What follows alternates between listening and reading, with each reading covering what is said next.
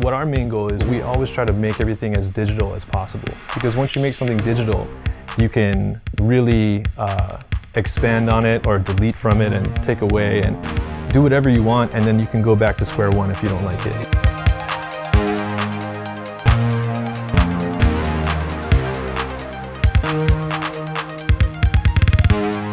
So one of the things that happens when we work with new people is they come in and they haven't done a live show before, or they're coming fresh from the studio and they're like, oh, we only can do these certain things and this is it. People are telling us like, oh, it's not possible, and we're like, no, there's these keyboards out and we'll figure it out. Yeah, just having better tools makes the process of building these things for clients much more enjoyable. In the end, you're putting on this great show. It takes a lot of effort to get there, and if you could like alleviate some of the stress with better tools, kind of like our motto.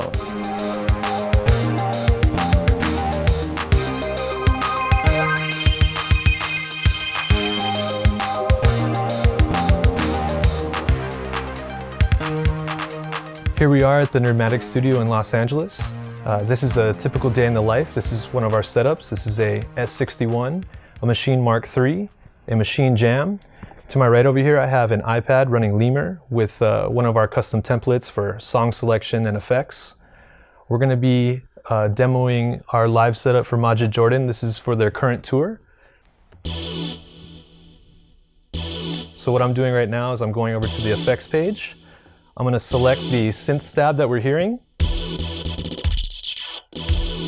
And then now I can switch to whatever output I want. I can go to the vocal, which is coming in. I'm going to add some reverb, some particle delay. And then I can choose to affect all the outputs at the same time by putting a filter.